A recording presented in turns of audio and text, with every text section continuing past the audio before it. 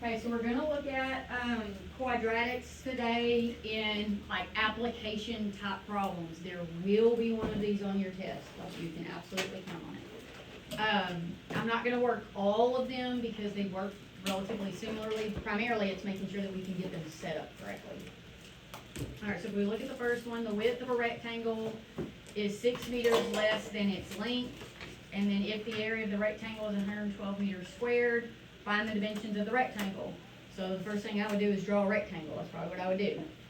So here's my rectangle, and it says the width of the rectangle is 6 meters less than the length, which means one of my sides is going to be what, and what's another one going to be? Yeah, one of them's going to be x. I agree with that. All right, so I'm going to call this one x. All right, so then if one side is x, then the other one is 6 meters less than the length. So what would I call that? X minus 6. So this side is x minus 6.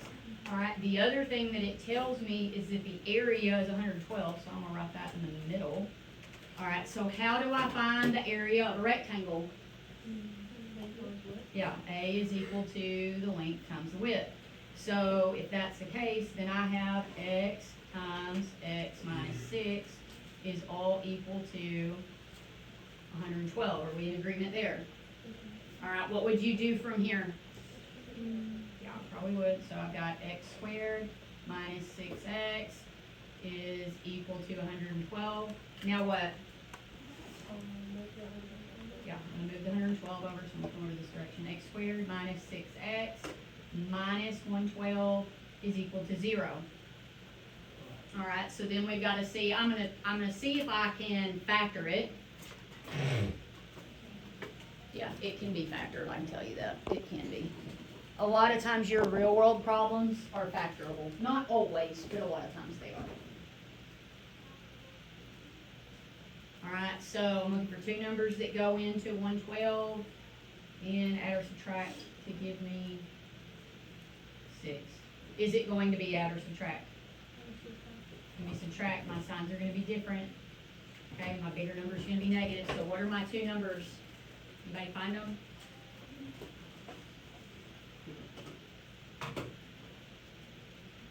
Obviously it's not. What is it? 14 and 8. So my 14 is negative and my 8 is positive, which means for the solutions, this would be a negative 8 and this would be a positive 14. Okay, this is a real world problem, which means it has to be which one? It has to be positive 14 because my side length can't be negative, right? So this is the only one that works. So my length, let's see, the width of the rectangle is 6 meters less. So the length is my x. Are we okay there? That's it? All right, so my length is 14 meters, which means my width would have to be what? Say again? It is going to be positive 8 because 14 minus 6 is 8. Are we okay with that one? All right. This one over here is pretty similar, so I'm not going to work that problem. This one here is also, it's a rectangle. You would foil that, so I'm not going to work that one. But here we have a triangle, because this one a lot of times gives you a little bit of an issue. All right, so it says the base of the triangle is 7 less than twice its height. If the area of the triangle is 102 centimeters squared, find the length of the base. They didn't tell me what kind of triangle it is. I'm going to draw a right triangle because that makes my life easier. Okay, so I'm just going to draw it that way. All right, so here is my triangle.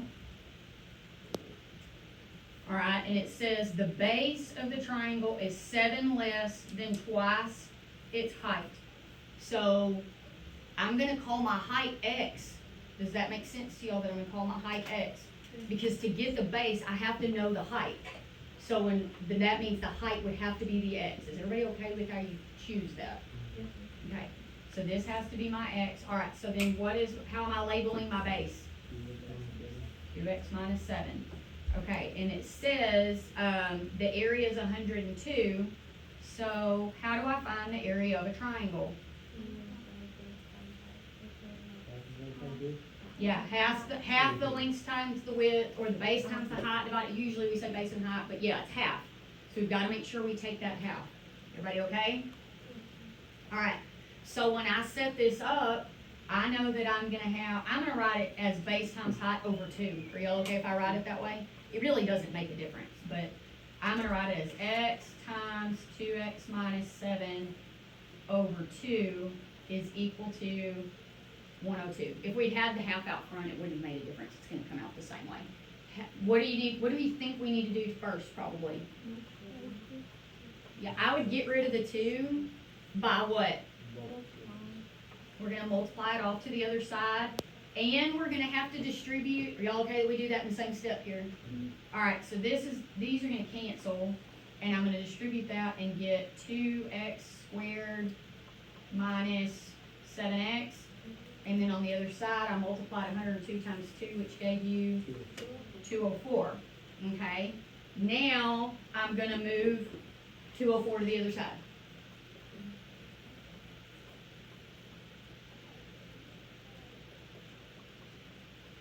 Okay, so now I've got that, and I mean, you can use any method you want to for solving. Square roots obviously won't work here.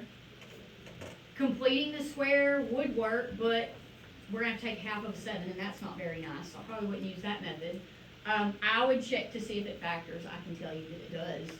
So if it factors, what are we going to do first? Yep, and I'll multiply the 2 over.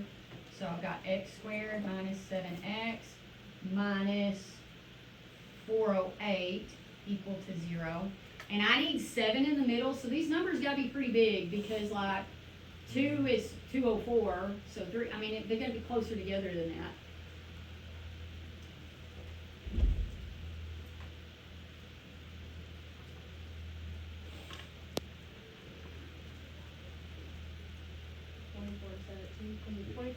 Yeah, 24 and 17. All right, which one's positive and which one's negative? 24 is negative and 17 is positive. All right, then I need to do what? I have to take the 2 out. Okay, so if I look at these right here, this one, when I solve this, what is this going to be? That's going to be the factor. But what if I solve it, I said equal to 0, what's going to happen? It's going to be negative 17 over 2. When I solve this one, 24 divided by 2 gives me 12, but it's going to end up being a positive 12. Because remember, when we solve that, the sign is going to change. Everybody good there? All right, so it has to be which one? It has to be 12. All right, so 12 is my x, which is my height. 12 centimeters. All right, which means my base is going to be what? 17. All right, y'all okay there? Questions at all? Okay, let's take a look at number 5. The hypotenuse of a triangle is 1 foot more than twice the length of the shorter leg. The longer leg is 7 feet longer than the shorter leg. Find the dimensions of the triangle. I'm going to draw this up above because it's going to take the majority of this space to work this out. So I'm going to draw it up here since I didn't work that problem. So since they told me I have a hypotenuse, I know that it's a right triangle. Everybody okay? You know that for sure. All right, so who is going to get my x? The hypotenuse of a triangle is 1 foot more than twice the length of the shorter leg. The longer leg is 7 feet longer than the shorter leg. So I've got a short leg, I've got a long leg, and I've got the hypotenuse. Right? Who's going to get the x there? The short leg. Does everybody understand why the short leg is the x? Because if you don't understand, you're not going to be able to do this. So I need to make sure that you understand why the shorter leg is x. Is there anybody that doesn't understand why the shorter leg is x? Okay. All right, so this is x. So how do I write my long leg then?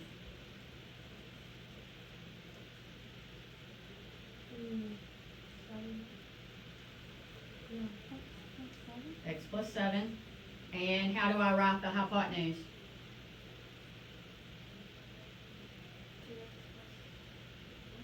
One foot more than twice the length. Yep, 2x plus 1. All right, so now I've got this, right? Okay, Okay, what do you know about a right triangle? Okay, we're talking about the sides of a right triangle. You would have done this in geometry last year. You also did it in 8th grade. It's actually one of my favorite things to teach. A squared plus B squared equals C squared. Because they didn't give us the area. All they gave me were the side lengths. So the only thing I can do here is Pythagorean, because I'm not solving for the area, I'm solving for my side lengths. Does that make sense? Okay, so we're going to use the Pythagorean theorem. So I'm going to call this A squared, I'm going to call this one B squared, and I'm going to call this one C squared. It really doesn't matter which one, but that's what we're doing. Okay, so I've got a square every single side, yes? So my A squared, I've got X squared, that one's pretty nice, plus X plus 7 squared is equal to 2X plus 1 squared. So what does it mean when I have a parenthesis squared? It does not mean X squared plus 49. That is not what that means. I'm gonna have to FOIL that out. It means the same. It means I have X plus 7 times X plus 7. That's what I actually have, right? So this X squared comes down. When I multiply X times X, I get another X squared. Here I've got 7X in the middle and 7X on the outside. So 7X and 7X gives you 14X. And then 7 times 7 is 49. Are we okay there? Yes? All right, when I do the other side, it's going to be the same thing. I'm doing 2X plus 1 times 2X plus 1. Everybody okay? So 2X times 2X gives us 4X squared. 2X times 1 is 2X. I've got that twice, so that's going to be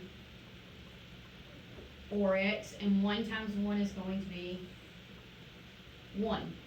All right, so now what do we need to do? Yeah, I'd move everything. We need to move everything to the same side, right? Okay, since my 4X is bigger, I'm going to move everything to the right because I don't want X squared to be negative. So I've got 2X squared here. I'm subtracting it from this. So 4X squared minus 2X squared leaves you with 2X squared. Here I've got 4X, but I'm going to subtract 14X. So 4 minus 14 is negative 10X. All right, and I've got 1 minus 49 is going to be negative 48, all equal to 0. All right, what can I do here? Say again? Yeah, I can divide out the 2. So I'm going to divide everything by 2. Are we okay there? I'm going to factor it out, but since I'm solving, the 2 is going to go away. Is everybody okay there? All right, so when I divide everything by 2, it leaves me with X squared minus 5X minus 24 equal to 0. Now I can factor it. All right, what are my 2 numbers here going to be?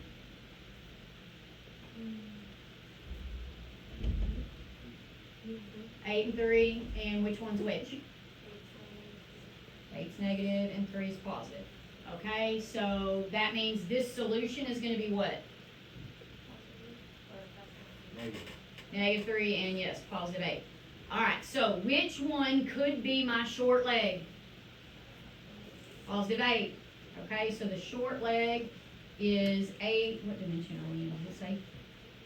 Feet. Okay, 8 feet. My long leg is going to be how many feet?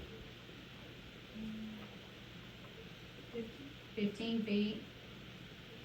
And my hypotenuse, or my, they told us hypotenuse. Okay, and my hypotenuse is how long? 17 feet. We okay there? Okay, the next one, I have a rectangular prism. All right, so something that looks like this. All right, and it says that it has the height of the rectangular prism is 3 feet. So I'm going to call this my height because that seems logical to me. All right, the length and the width can be expressed as x minus 1 and x plus 4. I'm gonna make this one x minus one, I'll make this one x plus four, really doesn't make a whole lot of difference. Alright, if the volume of the prism is 198 cubic feet, find x. How do I find the volume of a cube, or of a prism? Length, width, height, right? Gotta multiply them all together. So that's gonna be 3 times x minus 1 times x plus 4. And all of that is equal to the volume, which, did they give it to me? Yes, 198. Everybody okay there? Alright, what do we need to do? Yeah, I'm gonna distribute, I'm gonna write it up here. I'm gonna write it as 3x minus 1 right above there. Are y'all okay that I do that? Just try to save some space. Or sorry, 3x minus 3. Okay, so now what do I do? Yeah, I'm gonna FOIL 3x minus 3 and x plus 4. So 3x times x gives me 3x squared. 3x times 4 is gonna be 12x. And then negative 3 and x is gonna be minus 3x, so, thank you, plus 9x. And then negative 3 and 4 is minus 12. Yes? Equals 198. Alright, what can I do here? I would divide everything by 3. Alright, so I'm going to divide out the 3. Again, if I was writing it in like factored stuff, I don't do this. But since I'm solving, I can just make the 3 go away. Everybody good? Alright, so that's going to leave me with x squared here, minus or plus 3x, and minus 4, which factors pretty nicely. Well, 198 divided by 3 is, anybody get it? 66, okay. Now what do I need to do? I'm gonna move the 66 over. X squared plus 3x. So when that comes over, that's gonna be minus 70. And nickel factor is pretty nice. Actually real nice. Different signs. What are my two numbers? 7 and 10. 7 and 10, and the 10 is gonna be my negative. No, 10 is gonna be my positive, sorry. 7 will be my negative, okay? So when I solve this, this equals negative 10, this one equals positive 7, and it has to be which one? Positive 7. Alright, so all they asked me for was the value of x, so I didn't even have to go plug it in and find the other sides. If they asked me to, make sure you read the problem and see what it's asking you to do. Y'all okay there?